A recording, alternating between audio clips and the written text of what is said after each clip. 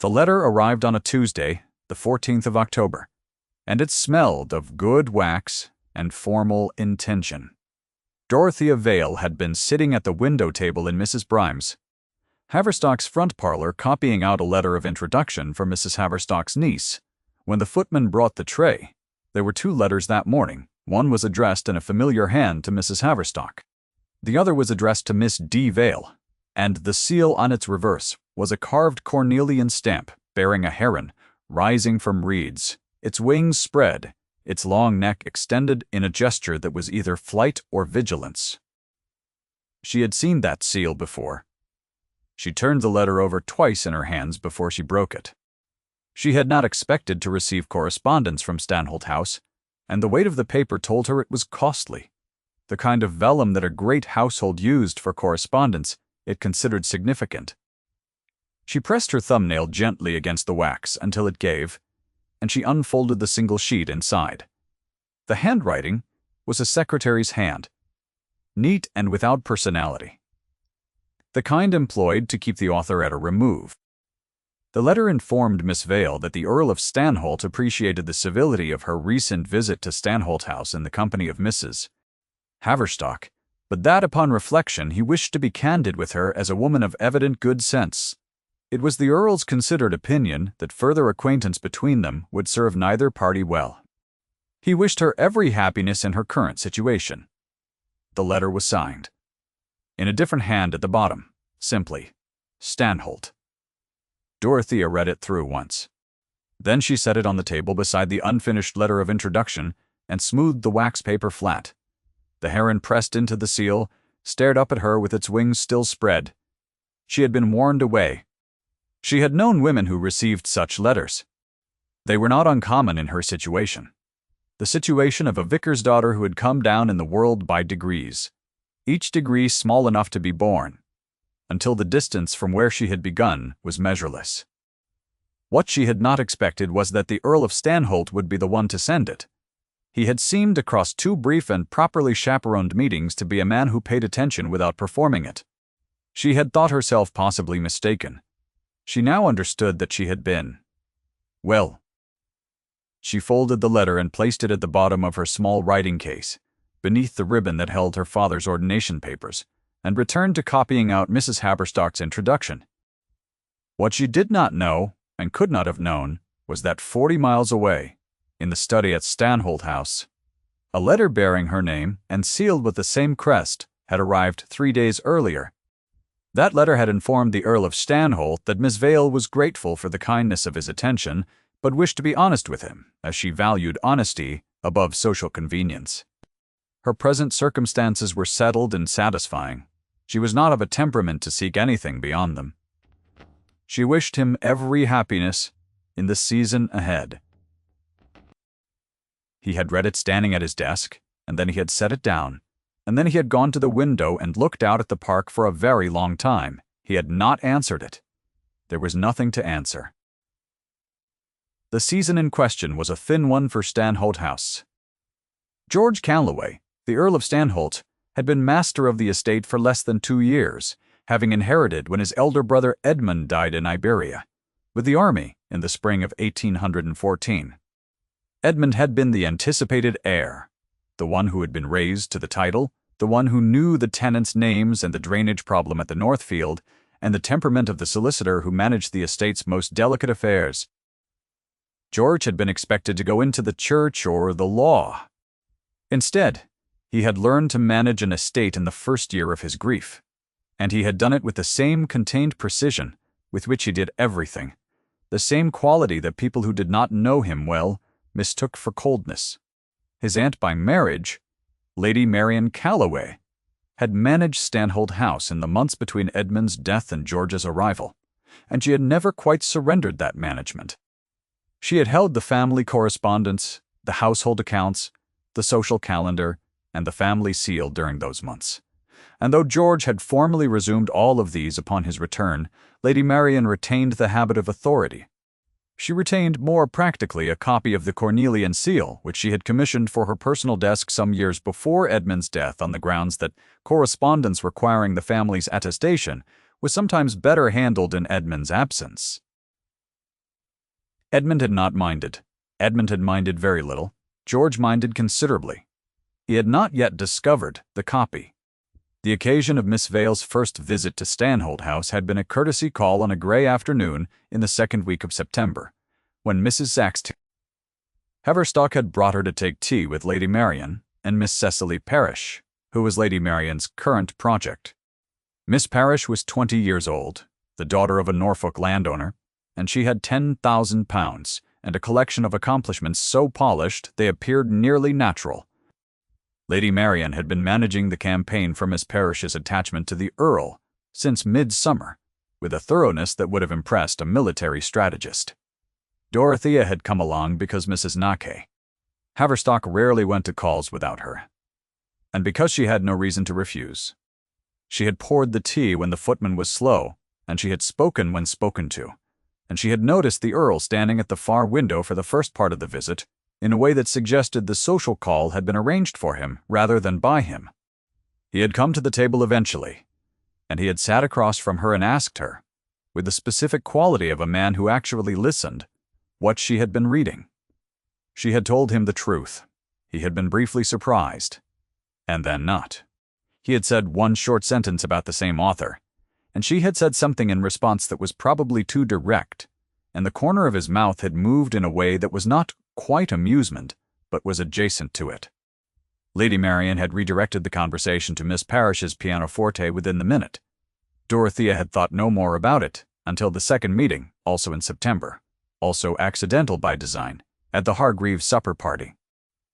She had found herself standing beside the Earl at the edge of the room, while Mrs. Bauge Haverstock spoke with an old acquaintance, and he had said something quiet and precise about the evening that made her press her lips together to keep from laughing. She had looked at the floor and then at the wall, and then finally at him, and he had already looked away, his face composed and proper, but the faint possibility of satisfaction at the corner of his jaw told her everything she needed to know about the remark's intention. She had not allowed herself to think beyond that now, in October. The letter told her not to. She did not tell Mrs. Haverstock. Mrs. Haverstock was sharp-eyed and fond of Dorothea in the way of women who have watched life diminish someone worth more than her circumstances, and she would have said something, and Dorothea did not wish to have something said. She simply declined, with a quiet and entirely believable excuse about a correspondence she needed to finish, when Lady Marian's next invitation arrived for tea at Stanholt House the following week. She was still declining 3 weeks later, the third time when Lady Marian's footman arrived, and Mrs. Den. Haverstock stood in the hall holding the card and looked at Dorothea with the expression of a woman who had decided something, but had not yet chosen to say it. It was, of all things, a borrowed book that undid Dorothea's careful retreat. Mrs. Haverstock had lent a volume on the natural history of the Northumbrian coast to Lady Marian's library, and she required it returned before the end of November, and she required it returned by Dorothea because her hip had been troubling her since the rains began and the carriage made it worse. It was not an unreasonable request. Dorothea accepted it and went. Stanholt House in November was a different creature than Stanholt House in September. The great chestnut trees that lined the approach had shed their leaves, and the pale stone of the house stood very clear against a sky of uniform gray, and the front steps were wet from a morning rain that had not quite finished. Dorothea came through the side entrance, as a companion on an errand came, and was shown to the library by a young footman who looked approximately 15 years old and deeply earnest. The library was at the back of the house, 2 stories of shelves rising to a painted ceiling, the lower level accessible by a broad oak staircase, and the upper by a narrow gallery that ran along all 4 walls. It was warm, the fire having been made up recently, and the shelves smelled of leather and the particular dry sweetness of old paper that Dorothea had loved since her father's study in Shropshire. She was searching for the correct shelf for the returned volume when she heard crying in the corridor, beyond the half-open door. She stood still for a moment, and then she went to the door and looked out. A housemaid of perhaps 16 sat on the bench in the passage, her apron pressed to her face, her shoulders moving. On the floor beside her sat the pieces of a blue and white vase. The housemaid's name, Dorothea would learn in a moment, was Nell. And Nell had been employed at Stanholt House for 7 months, and this was the second thing she had broken. And she was certain she would be sent away before Christmas. Dorothea had been sent away before Christmas in a different sense, and from a different place. She understood the particular quality of that dread. She sat beside the girl on the bench and listened to the whole account, which took several minutes. Then she stood, left Nell sitting with a clean handkerchief from her own pocket, and went to find the steward, Mr. Finch, whose office was 2 doors down. She explained clearly and without embellishment that the vase had been on an unstable bracket that she herself had noticed wobbling when she passed, and that the maid's culpability was arguable, and that a girl of 7 months who cried over a broken object rather than concealing the damage was worth keeping. Mr. Finch regarded her for a long moment, and then nodded. He had been inclined toward keeping the girl in any case. He had simply needed someone to tilt the argument. Dorothea returned to the library and placed the natural history volume on its proper shelf. Pushing it flush with the others, she noticed 3 books slightly forward of the line and pressed them back. She did not know why she could not leave a shelf in disorder. She had been this way since childhood. She did not know that the Earl had come into the upper gallery while she spoke to Mr. Finch. She did not know he had watched her return through the library door, watched her replace the volume, watched her pause and press 3 books back into their line, with a carefulness that had nothing performative in it, that was simply what she did when no one was watching. She did not know. He stood very still above her for the full minute it took her to satisfy herself that the shelf was correct. She knew none of this. She picked up her coat and her gloves and went home. Lady Marian knew that Dorothea Vale had visited the library. She knew because a household of this size maintained an informal intelligence, and because one of the young housemaids had mentioned it while lighting the fire in the morning room the following day. Lady Marian set down her pen. She had written both letters in the 3rd week of October. The letter to Miss Vale had been composed at her writing desk, with the cornelian seal warm in her hand, the Earl's name at the bottom in a careful imitation of his signature, the language calibrated to wound without leaving a mark. The letter for Miss Vale had been harder to compose, since she had to imagine the voice of a woman she had met twice and found dangerously apt, the kind of woman whose specific quality of quiet attention was more troubling to a careful plan than beauty or polish. She had made it gracious. Gracious was safer than cold. A cold rejection from a woman in Miss Vale's position might prompt the Earl to inquire. Gracious resignation would let him do what men did. He would accept the withdrawal as settled and look elsewhere. It had worked exactly as she intended. For 5 weeks, and now the woman had come back into the house. She called for tea, and thought very carefully about the dinner party she had already planned, for the following Thursday. The dinner on Thursday was at the Hargreaves', not at Stanholt House, which made it impossible for Lady Marian to arrange the seating. She went nonetheless, and she brought Cecily, and she arrived before Dorothea and Mrs. Haverstock so that she could engineer the conversational geography in advance. She was standing, with Mrs. Hargreave near the fireplace when she saw Mrs. Haverstock come through the door, and then Dorothea behind her, in a gown the color of deep water that Dorothea had altered herself from an older dress, and that Lady Marian recognized as altered because she recognized the line of an original cut even through a remaking. She said to Mrs. Hargreave in the tone of a woman making a neutral observation about the weather, "Mrs. Haverstock is very kind to bring her companion. A vicar's daughter with no expectations, I understand. She must find our little gatherings a novelty." Mrs. Hargreave made a sound of polite agreement. Lady Marian moved away to greet Miss Parish's arrival. Dorothea had not heard it. She was across the room, helping Mrs. Dury. Haverstock out of her outer coat and onto the chair nearest the fire. She did not hear the remark. The maid who had taken her coat had heard it, however, and 2 women near the fireplace had heard it, and the information moved through the evening the way such information does, invisibly, like a draught beneath a door. Dinner was 12 covers, and Dorothea sat between a retired clergyman who was nearly deaf and a young lawyer from Shropshire who wished to talk about his own prospects at considerable length. She ate what was placed before her and spoke when directly addressed, and watched, without appearing to watch, the other end of the table where the Earl sat 4 places down from Miss Parish and spoke to his neighbor, with the attention of a man who was thinking about something else. She noticed when Lady Marian leaned across to say something to him. She noticed that he did not respond for a moment, and then responded briefly, and then looked at his plate. She told herself she was not watching him. She was observing the room. It was a professional habit. Companions observed rooms. After dinner in the drawing room, Cecily played the pianoforte with considerable skill, and the room arranged itself into the listening configuration that a good performance warranted. Dorothea stood near the door, where the sound carried well, but the shadow from the drapery was sufficient cover for a woman who did not wish to be observed, feeling something she had not given herself permission to feel. George stood near the window with one hand in his coat pocket, not looking at the piano. He was looking at the garden, or at the dark glass of the window, or at his own reflection, and she could not tell which. He turned once in the middle of the second piece and looked across the room to where she stood. It lasted 2 seconds. He looked away. She went home with Mrs. Haverstock and said very little in the carriage. Mrs. Trackenst. Haverstock watched her in the lamplight and said nothing at all, which was its own kind of comment.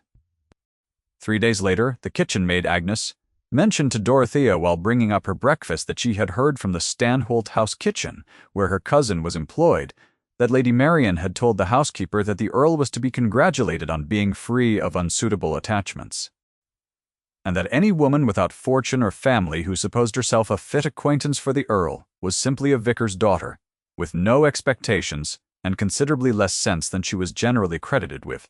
Agnes reported this with the air of someone who felt a message had been delivered, and was not certain by whom. Dorothea thanked her, asked her to leave the tray, and sat for a long time at her window after Agnes had gone. She thought about the letter with the heron seal. She thought about the library and the returned book, and the 3 books she had pressed back into their line. She thought about 2 seconds across a drawing room.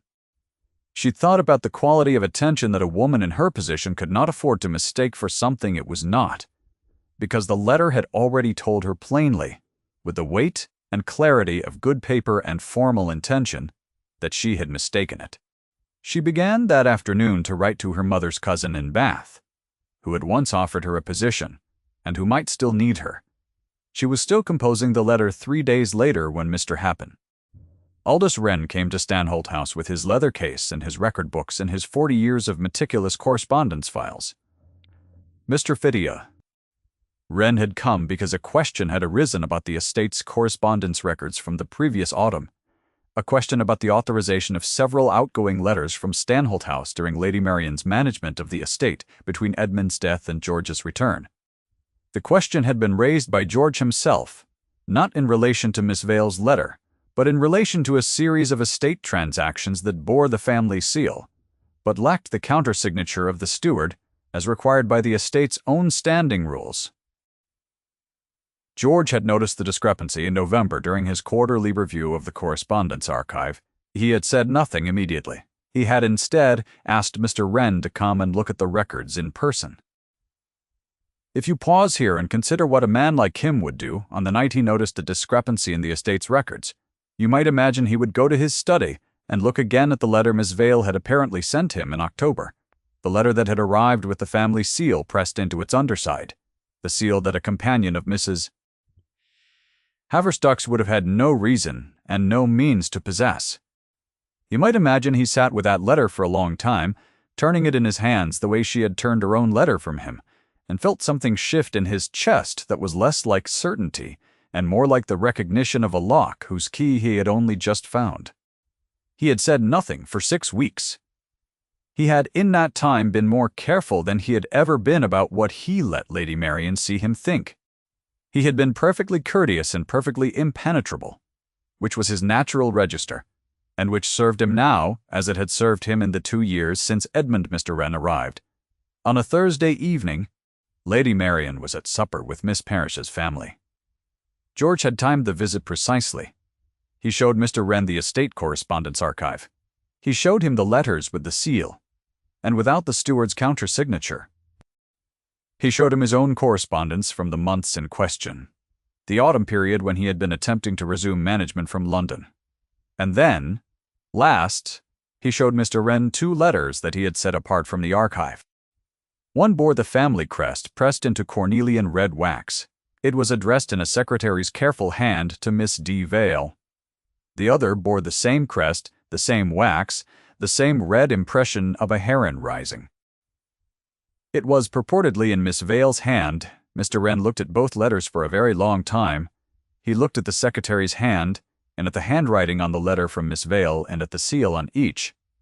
"The seal on this letter, Mr. Braid," Wren said, touching the corner of the letter purportedly written by Miss Vale, "is the estate seal." "Yes," George said. Miss Vale, Mr. Wren said carefully, would not have had access to the estate seal. "No," George said, "she would not." "And this secretary's hand," Mr. Wren said, indicating the letter addressed to Miss Vale, "is not your secretary's hand. Your secretary's letter formation runs different on the closed letters. The A in particular." George had already known this. He had spent several evenings with a lamp and his secretary's other correspondence confirming it. The dinner party at Stanholt House the following Friday had already been planned for 3 weeks. Lady Marian had arranged it with the care she brought to all arrangements, and she saw no reason to alter it when George told her he intended to include Mr. Wren among the guests. She did not know that George had also written to Mrs. Poller, Haberstock, to request as a particular courtesy that she might bring Miss Vale. Mrs. Ba. Haverstock had read George's note, and then read it again, and then said to the empty room, in the tone of a woman who had been waiting for something, and was mildly gratified to have been correct. "At last," she said. She had not shown the note to Dorothea. She had simply said there was a dinner at Stanholt House, and that her hip was improved, and that she wished to go. Dorothea had said that she had nearly finished her letter to her mother's cousin in Bath. Mrs. Haverstock had said that the letter could wait until Saturday, and that was the end of the discussion.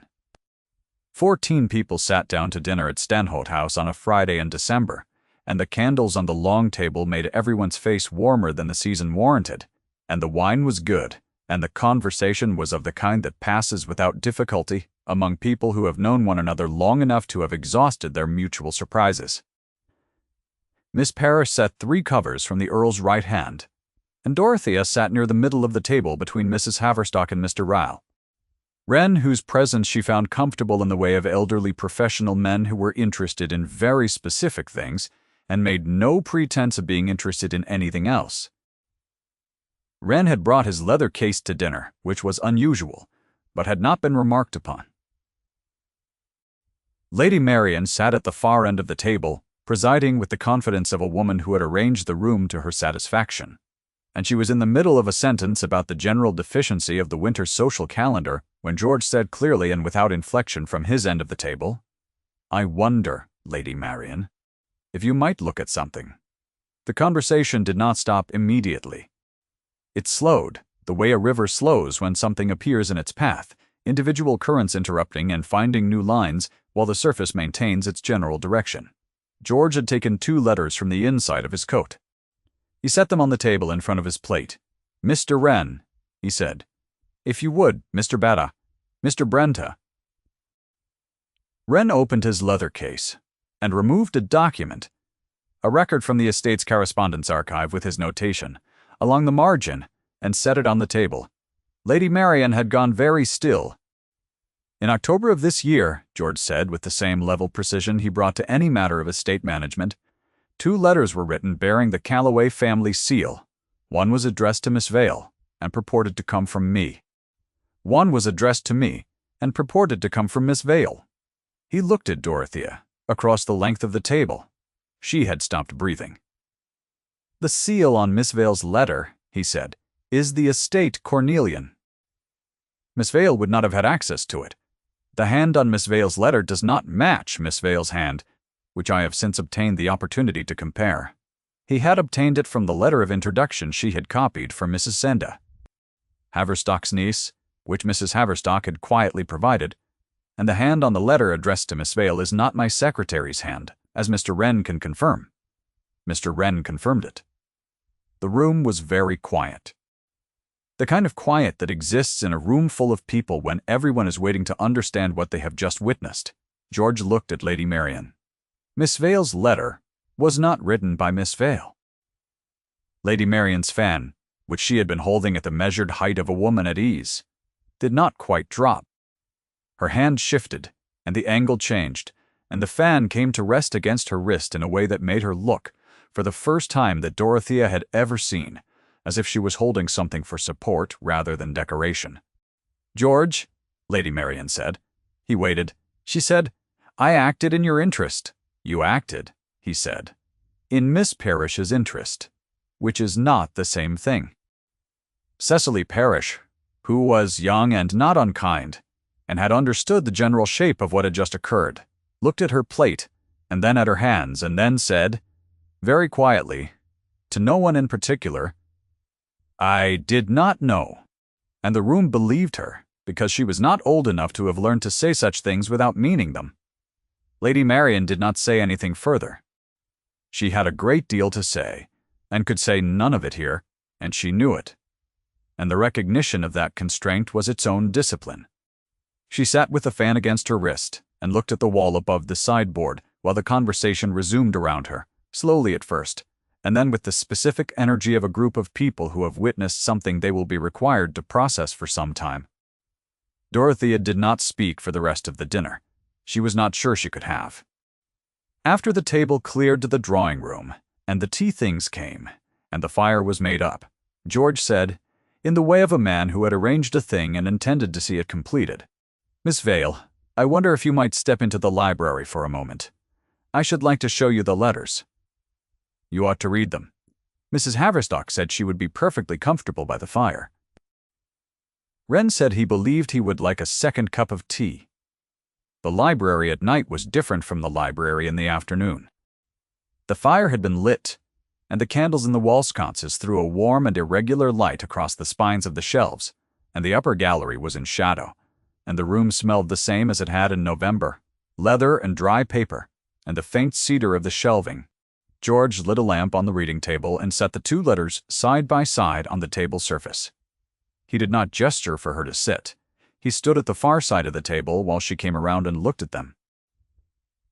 She read her own letter first, the one addressed to her. She read the careful secretary's hand, the measured dismissal, the coldness of it, and felt again the specific sensation of October, the weight of good paper, the heron seal, the understanding that she had been found wanting. Then she read the letter that bore her name as author. She read it through to the bottom. She set it down. "I wrote to my mother's cousin in Bath," she said. "I had nearly sent it." "I know," he said. "Haverstock told me when I asked her to bring you tonight." He paused. "I was not certain you would come. I nearly did not. I know that too." She looked at the two letters on the table between them. The heron seal, on each identical. The pressed wings spread in the same gesture, the same rising line of the neck. One crest, two lies. The letters had kept them at a carefully manufactured distance for 6 weeks, and now they lay side by side on the reading table, like evidence, which was exactly what they were. "The portrait," she said, without planning to say it. "In your study. Your brother." He had shown it to her, on the only occasion she had been in his study, in October, the week before the letters arrived, when Mrs. Haverstock had left her shawl there during a previous call, and Dorothea had come to retrieve it. He had been at his desk, and the portrait had been on the wall behind him, and she had asked, because she could not help it, who the young man in the painting was. He had told her it was Edmund. And then he had looked at the portrait for a long moment and said quietly that Edmund had changed his route because of a letter, and had died on a road he would not otherwise have traveled. He had not said what letter, or from whom. He had said it the way a man says a thing he has never said to anyone, without preparation, because something in the room has made preparation unnecessary. "You distrust letters," she said. "I have reason to. And yet you trusted that one." She touched the corner of the letter bearing her purported hand. Long enough for 6 weeks to pass. He was quiet for a moment. The fire shifted and settled. I wanted it to be true, he said. That is the honest account. I wanted you to have made a settled and satisfying choice, because the alternative required me to act, and I was not certain I had the right. I had been a careful man for a long time. He looked at the table rather than at her. Edmund was not careful. Edmund trusted letters, and I wrote him one, and he is buried in Spain. He stopped. I am told that the letter I wrote was not the cause of his altered route. I am told his commanding officer had ordered the change before my letter arrived. I have been told this by 3 people who were there. I have not found it easy to believe. She thought about a man who distrusted letters, spending 6 weeks persuading himself that a letter was trustworthy because the alternative was action. She thought about the locked drawer beneath Edmund's portrait. She thought about what it cost a careful man to finally move. You moved, she said. He looked up at her. Tonight, she said. You moved. Whatever it cost you, you moved. He said nothing for a moment, and the library was very quiet, and the fire threw its warm, irregular light across the shelves, and across the table, and across the 2 letters laid out between them. She could hear the distant sound of conversation from the drawing room. Yes, he said finally. I moved. She looked at the letters one more time, and then she looked at him across the table in the lamplight. And the distance between them was the distance of a table and 2 lies, and a great deal of careful restraint, and she understood from the way he was standing that he was not going to cross that distance without a sign from her. She reached across the table and turned his letter face down. Then she turned hers face down beside it. He came around the table. He stood very close to her, and she could feel the warmth of him. And the library was quiet around them, and he reached out and took her hand still in its glove and held it, and did not press further. His thumb moved once across her knuckles, a single slow acknowledgement. Miss Vale, he said, in a voice low enough to belong only to this room. Dorothea, she said. He said it.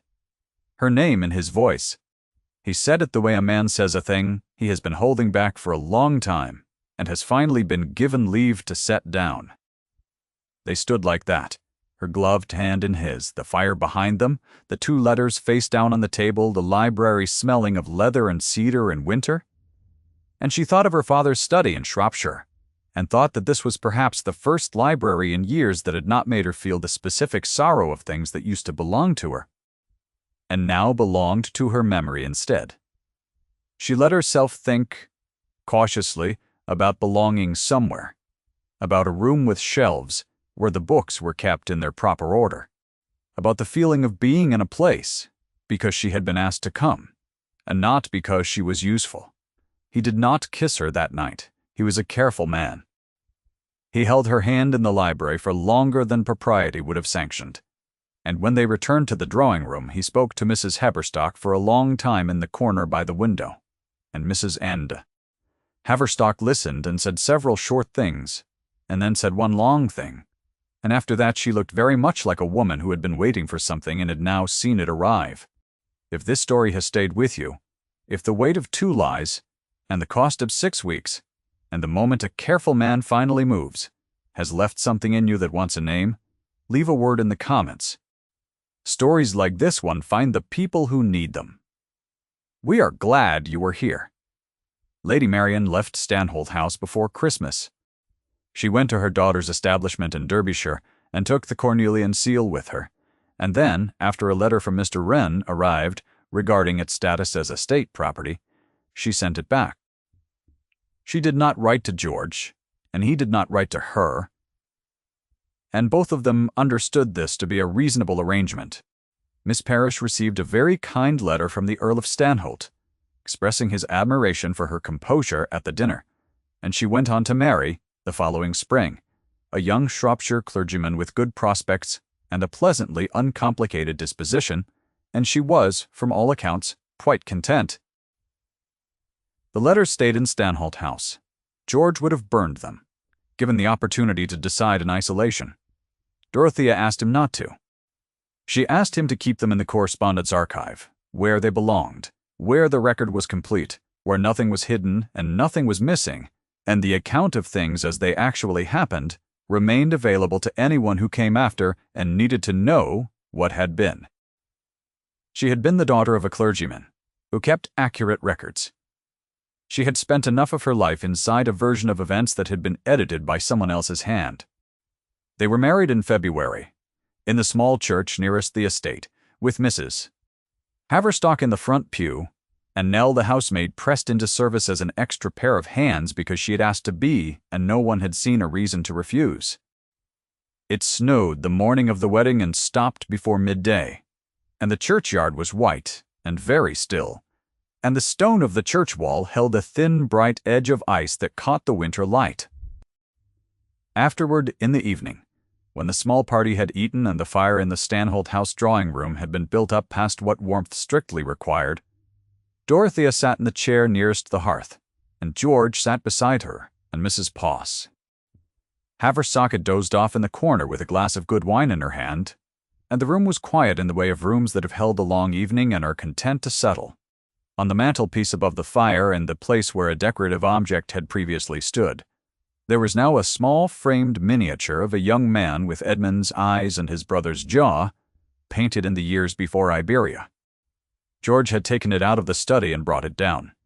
He had said, when Dorothea raised her eyes to it, that it seemed better to have Edmund in a room where people were happy.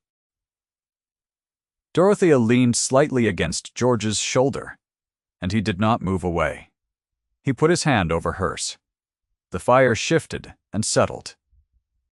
The heron on the cornelian seal, in its drawer in the estate archives, stood with its wings spread and its long neck extended, neither rising nor landing, caught at the point between departure and arrival.